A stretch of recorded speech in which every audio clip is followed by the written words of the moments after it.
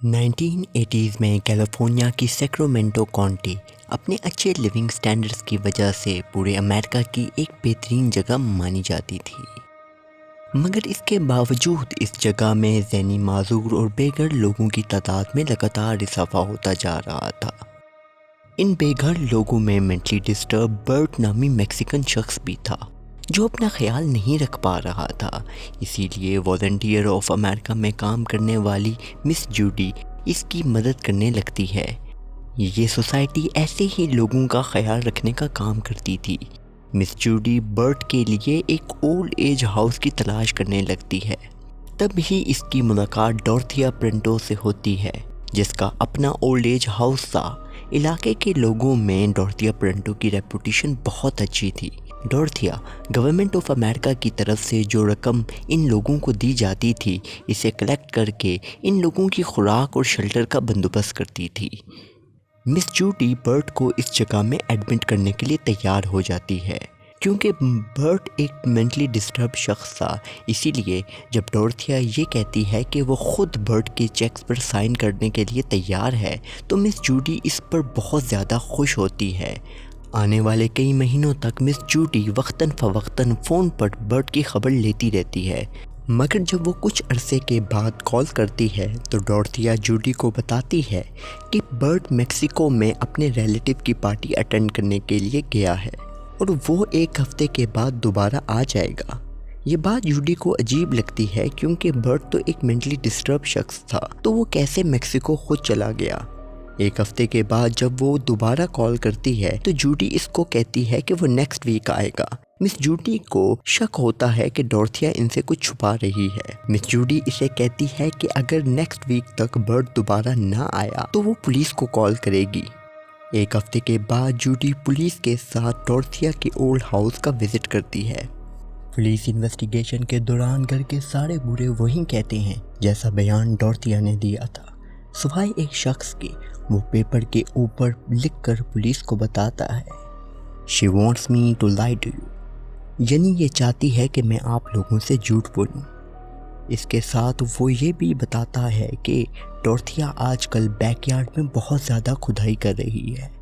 Jodie police کو insist کرتی ہے کہ وہ انویسٹیگیشن کو تیز کرے اور بیک یارڈ کی کھدائی ضرور کرے۔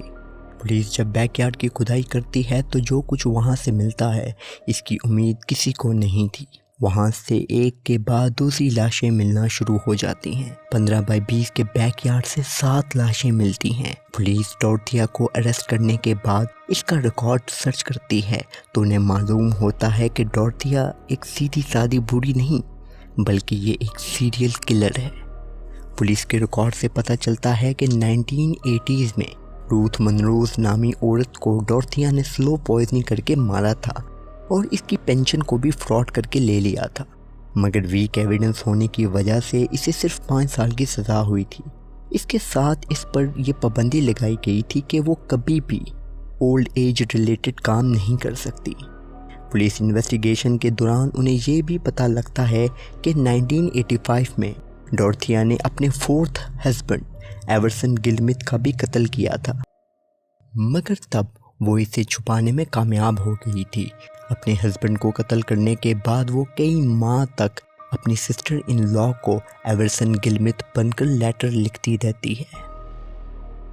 اس نے یہ سب کچھ پیسے کے لیے کیا۔ دراصل ڈورتھیا ایک سیریل کلر تھی۔ یہ بوڑھے بدحال لوگوں کو سلو پوائزننگ کر کے مار دیتی تھی۔ یہ ان لوگوں کو ٹارگٹ کرتی تھی جن کی فیملی کے ساتھ ان کے تعلقات تھوڑے ویک ہوں۔ اگر وہ گم بھی ہو جائیں تو کئی ماہ تک کسی کو کوئی خبر نہ ہو۔ ان کو مارنے کے بعد ڈورتھیا ان کے نام پر گورنمنٹ کے چیک کیش کرتی رہتی تھی۔ پولیس ایسٹیمیٹس کے مطابق اس نے تقریباً 100,000 امریکی ڈالرز کی رقم فراڈ کر کے لی تھی۔ اس رقم کو وہ نہ صرف اپنے لائف سٹائل کو سپورٹ کرنے میں لگاتی تھی بلکہ چیریٹی بھی کرتی تھی تاکہ معاشرے میں اس کی ایک پازیٹیو امیج بنی رہے۔ پولیس نے جب اسے اریسٹ کیا تو اس نے رپورٹر سے کہا "I used to be a very good person"۔ 1990 کو ڈورتھیا کے کورٹ ٹرائل کا آغاز ہوا۔ لوگوں کا یہ ماننا تھا کہ اسے یقینی طور پر سزائے موت ہوگی۔ ٹرائل کے دوران اس نے یہ موقف اختیار کیا کیونکہ اس پر یہ پابندی تھی کہ وہ اولڈ ایج ریلیٹڈ بزنس نہیں کر سکتی، مگر یہ لوگ جب اپنی نیچرل موت مرنے لگے تو وہ ڈر گئی۔ اسے لگا کہ کیونکہ وہ پرول وائلیشن کر رہی ہے اور اگر پولیس کو یہ پتہ لگ گیا تو وہ اسے جیل میں ڈال دیں گے، اسی لیے ان لوگوں کے مرنے کے بعد اس نے ان کو دفن کر دیا تاکہ کسی کو کچھ پتہ نہ لگے۔ 12 میں سے صرف ایک جج کو اس کی بات پر یقین ہوا اور وہ سزائے موت سے بچ گئی۔ فیبروری 1993 کو ڈورتھیا کو عمر قید کی سزا سنائی گئی۔ 27 مارچ 2011 کو 82 ایئرز کی عمر میں ڈورتھیا پرنٹو اپنے سیل سے مردہ حالت میں ملی۔ تاریخ کی ایک بدنام ترین سیریل کلر کی موت ایک نیچرل ڈیتھ تھی۔ ڈورتھیا کی وکٹم لسٹ میں روتھ منروس، ایورسن گلمت، بیٹی پالمر، ویرا فے Martin, James Gallup, بینجامن فنک، برٹ مونٹویا، ڈورتھی Miller, لیونا carpenter شامل تھے۔ یہ چند نام نہیں بلکہ جیتے جاتے انسان تھے جو ڈورتھیا پرنٹو کا نشانہ بنے۔